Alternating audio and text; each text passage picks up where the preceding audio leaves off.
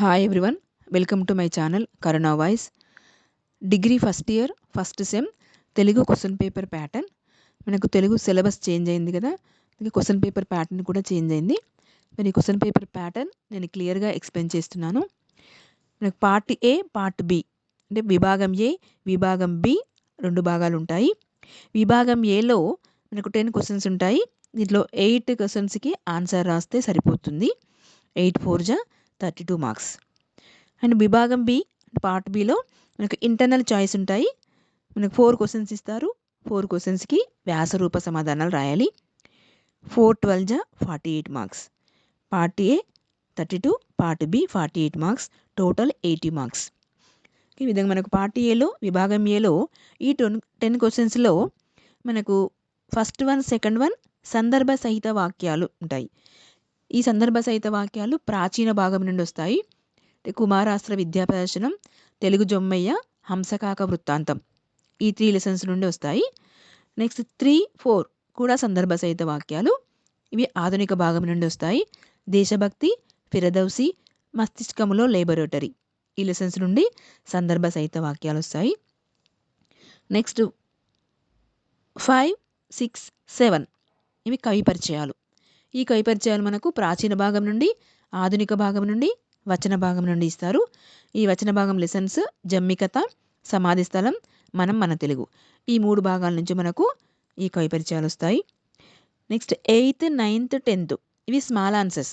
ఈ small question answers మనకు వచన భాగం నుండి, మరి వచన సాహిత్యం నుండి, నెక్స్ట్ భాష ఇతర నైపుణ్యాల నుండి వస్తాయి. ఈ వచన సాహిత్యంలో మనకు కొత్తగా లెసన్స్ యాడ్ అయినాయి.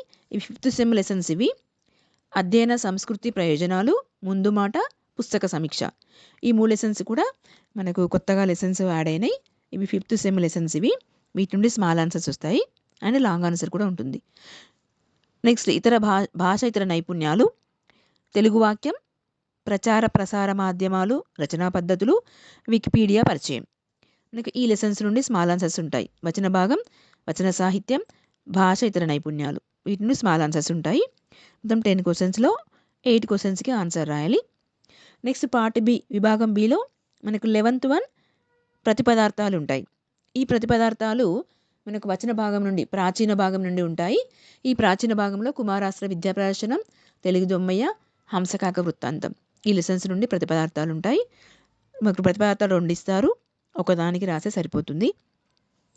నెక్స్ట్ 12th వన్లో మనకు వచన ప్రాచీన భాగం నుండి అండ్ ఆధునిక భాగం నుండి మనకు వ్యాసరూప ప్రశ్నలు ఇస్తారు.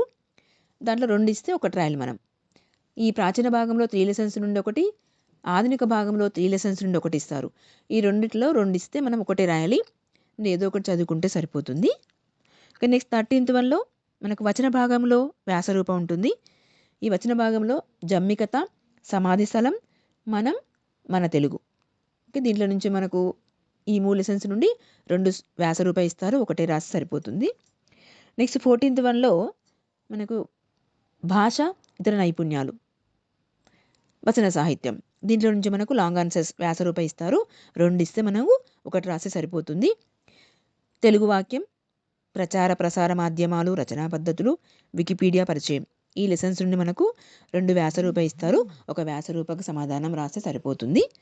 ఈ విధంగా మనకు 11th, 12th, 13, 14 ఇవి విభాగం బిలో. దీంట్లో మనకి ఇంటర్నల్ చాయిస్ ఉంటుంది, 2 ఇస్తే ఒకటి రాస్తే సరిపోతుంది. వ్యాసరూప ప్రశ్నలు ఇవి. ఈ విధంగా పార్ట్ ఏలో 10 ఇస్తే 8 రాయాలి. And part below internal choice 11లో మనకు 11, 13, 14 11, 12, 13, 14లో మనకు 2 వ్యాసరూప ఇస్తే మనకు ఒకటి రాస్తే సరిపోతుంది, ఒకదానికి 12 మార్క్స్. ఈ విధంగా టోటల్ 80 మార్క్స్.